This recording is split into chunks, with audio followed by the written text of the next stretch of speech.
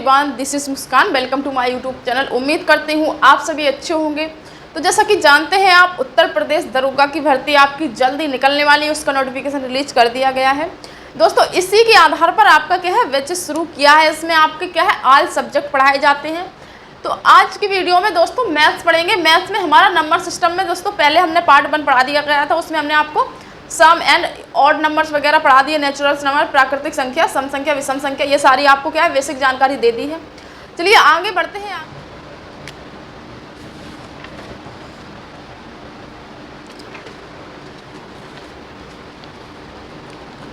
तो दोस्तों इसमें हमने प्राकृतिक संख्या, सम संख्या, विषम संख्या, अभाज्य संख्या, भाज्य संख्या दोस्तों पढ़ ली थी एंड आपके जुड़वा अभाज्य, सह अभाज्य भी पढ़ लिए थे दोस्तों। ये आपने बेसिक क्लास नहीं देखी तो वीडियो को डिस्क्रिप्शन में लिंक दे दूंगी, या फिर दोस्तों आप इसी चैनल के भी आएंगे तो आप वहाँ सारी वीडियो डली हुई है, वहाँ से देख सकते हैं।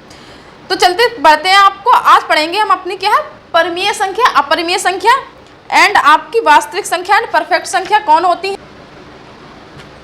तो समझते हैं कि परिमेय संख्या क्या होती है।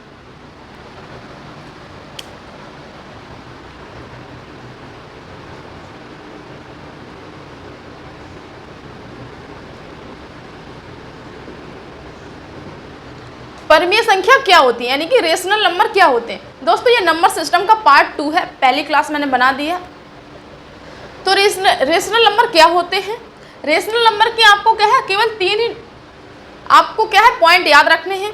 क्या 3 पॉइंट है। रेशनल नंबर क्या होगा यदि वह P/Q के फॉर्म में है, P/Q के फॉर्म में है तो दोस्तों ये आपका क्या है, ये आपकी कंडीशन सेटिस्फाई होती है तो वो रेशनल नंबर होगा, यानी कि आपकी परिमेय संख्या होगी। दूसरी कंडीशन आपकी बैठती है दोस्तों, आपकी जो आपका Q है ये आपका 0 नहीं होना चाहिए। दूसरी कंडीशन क्या है, जो आपका Q है वो 0 नहीं होना चाहिए। एंड आपकी तीसरी दोस्तों कंडीशन जो बैठती है वो तीसरी कंडीशन है आपकी जो P व Q है दोस्तों, P व Q है ये दोनों पूर्णांक होने चाहिए। P व Q दोनों पूर्णांक होने चाहिए। ये आपकी परिमेय संख्या की कंडीशन है दोस्तों। यदि आपने ये 3 पॉइंट याद रख लिए हैं तो आप रेशनल नंबर यानी कि परिमेय संख्या कभी नहीं भूलेंगे। जैसे कि मैं एक एग्जाम्पल लेती हूँ, मैंने लिखा है 3/4 एंड आपका 6 एंड आपका पाई एंड आपका 0.25। ये मैंने कुछ एग्जाम्पल्स लिए हैं, इनसे हम सिद्ध करके बताएंगे कि इनमें से कौन कौन सी संख्या परिमेय संख्या है एंड आपकी कौन कौन सी संख्या है परिमेय संख्या नहीं है। सबसे पहले बात कर लेते हैं आपकी 3/4। जो आपकी 3/4 है ये P/Q के फॉर्म में है। हाँ, ये P/Q के फॉर्म में, पहली कंडीशन ये सेटिस्फाई हो गई, ठीक है। तो ये आपकी P/Q के फॉर्म में है, ये आपकी कंडीशन क्या है सेटिस्फाई होगी, ठीक है। दूसरी कंडीशन क्या है, इसमें जो Q है वो 0 नहीं होना चाहिए। पता है आपको ये P होता है, ये Q होता है, जो हर में है वो P होता है, अंश में है वो Q होता है।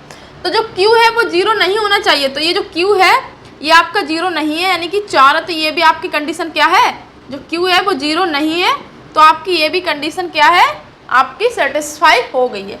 तीसरा पॉइंट है कि P व Q दोनों क्या है पूर्णांक होने चाहिए।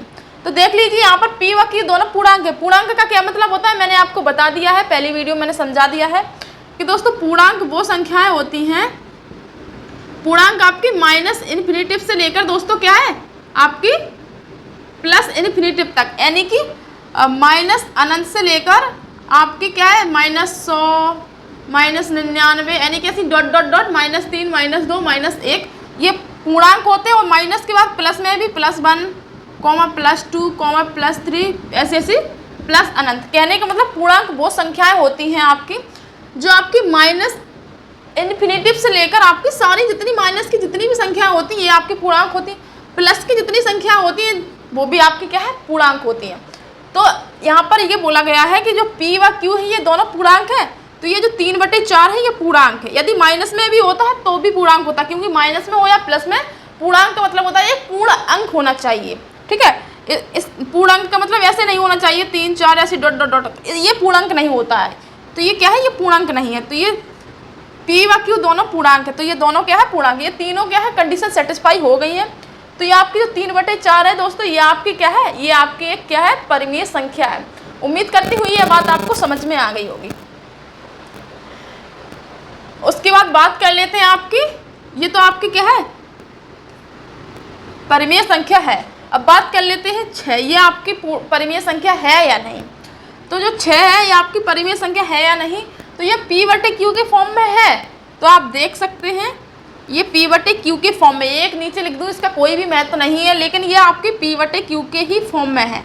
ठीक है, तो पहली कंडीशन सेटिस्फाई है। इसमें Q 0 नहीं है, तो दोस्तों Q भी, जो आपका Q है ये भी आपका क्या है, 0 नहीं है, तो ये भी कंडीशन सेटिस्फाई है। P व Q दोनों पूर्णांक है, हाँ, तो ये भी पूर्णांक है, ये भी पूर्णांक है, तो दोनों तीनों कंडीशन इसमें सेटिस्फाई है। तो आपका जो 6 है ये भी आपका क्या है, ये भी आपका एक परिमेय संख्या है। तो ये दोनों आपकी परिमेय संख्या। अब देख लेते हैं पाई को।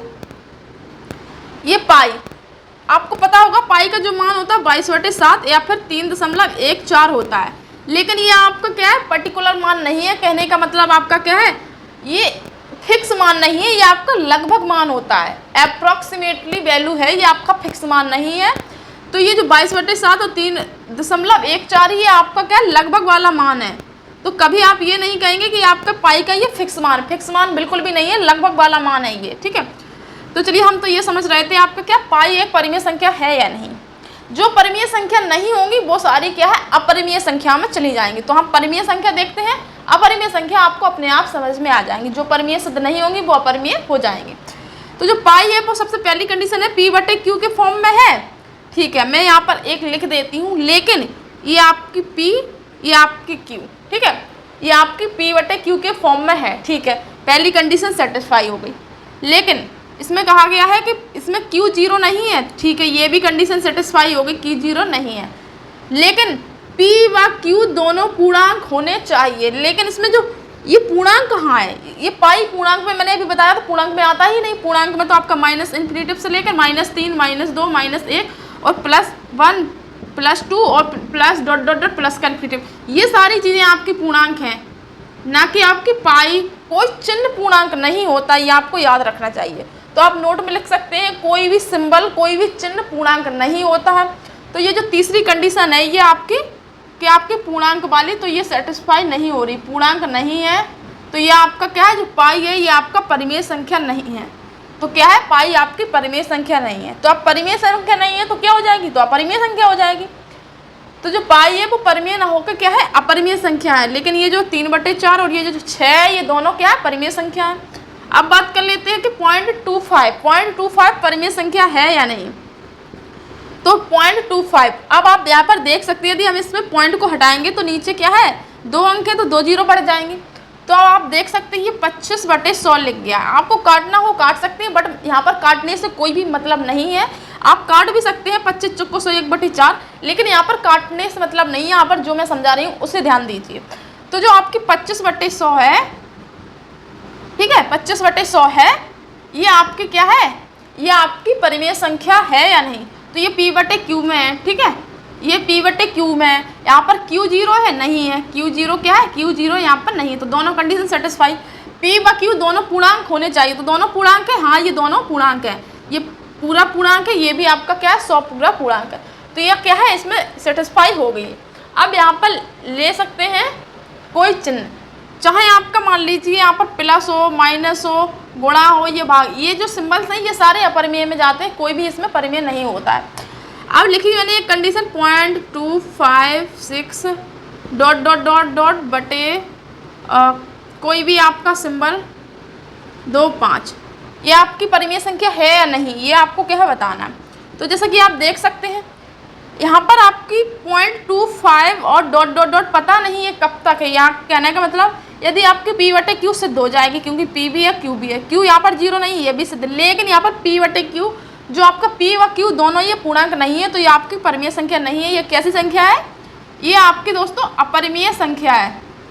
ठीक है, ये आपकी क्या है, ये आपकी अपरिमेय संख्या। अब बात कर लेते हैं यहाँ पर कि जो √2, √3 एंड √4 ये परिमेय संख्या है या नहीं। तो जैसा कि देख सकते हैं इसका मान होता है 1.414, इसका मान होता है 1732।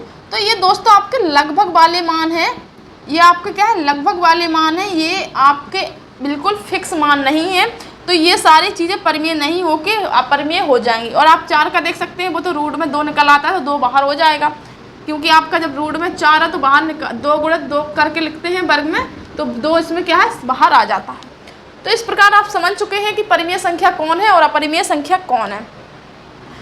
तो आपकी परिमेय संख्या की डेफिनेशन एंड अपरिमेय संख्या की उम्मीद करती हूँ आपको समझ में आ गई होगी। यदि आपको वीडियो समझ में आ रही होगी, यदि आपको क्लास समझ में आती है तो क्लास वीडियो को लाइक करें दोस्तों, और चैनल को सब्सक्राइब करके आप इस बैच से जुड़ सकते हैं और अपनी तैयारी को अच्छी बना सकते हैं। अब बात कर लेते हैं अपरिमेय संख्या। जो अपरिमेय संख्या है वो कौन कौन सी है। परिमेय संख्या और अपरिमेय संख्या समझ में तो आ ही गई आपको, लिख देते हैं एक बार। जो √2 है, √3 है, एंड आपकी पाई है, एंड आपकी 2.56 ऐसी डॉट डॉट कितनी भी, एंड आपकी √6 करनी, जो भी आपके रूट में होती हैं जिनका आपका वर्ग नहीं निकलता, वो सारी कैसी हैं आपकी, वो सारी संख्याएं आपकी। यदि आपका Q0 हो गया, जैसे कि 4/0, ये आपका Q0, तो ये भी नहीं होगी परिमेय संख्या, तो ये क्या है, अपरिमेय की श्रेणी में चली जाएंगी। तो दोस्तों ये परिमेय संख्या, ये अपरिमेय संख्या है। उम्मीद करती हूँ आपको चीज़ें समझ में आती जा रही होंगी। अब बात कर लेते हैं यहाँ पर वास्तविक संख्या। तो आपको पता ही है वास्तविक संख्याएं क्या होती हैं। वास्तविक संख्या, इन्हें आप क्या कहते हैं, वास्तविक संख्या को रियल नंबर, इंग्लिश में कहते हैं इनको क्या है, रियल नंबर, REALNUMBER। तो ये रियल नंबर है। रियल नंबर क्या होती है, ये परिमेय संख्या जितनी है प्लस जितनी भी आपकी अपरिमेय संख्या है, ये आपकी दोनों ही दोस्तों क्या है, जितनी परिमेय संख्या और दोनों अपरिमेय संख्या, ये टोटल मिलाकर ही वास्तविक संख्याएं कहलाती हैं। यानी कि वास्तविक संख्याएं सभी हैं, परिमेय जितनी भी और अपरिमेय जितनी भी, जो परिमेय होती है, जो अपरिमेय, सारी संख्याएं क्या है, वास्तविक संख्याएं आपकी कहलाती हैं। बस वास्तविक संख्या में कभी क्या है, आई नहीं आता। आई को क्या बोलते हैं, आयोटा।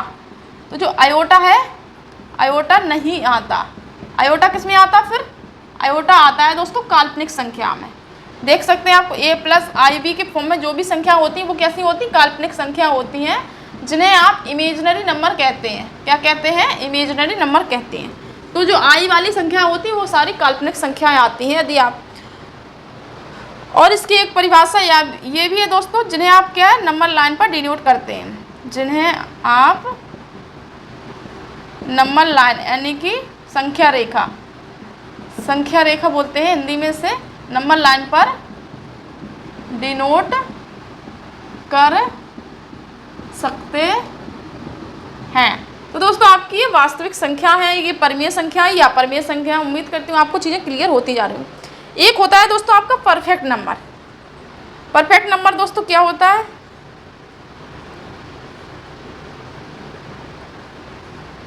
परफेक्ट नंबर दोस्तों अभी हम आपको क्या है समझाते हैं।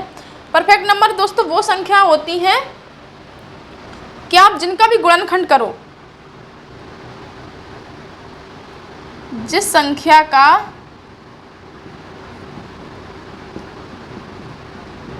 गुणनखंड के अंकों का योग उस संख्या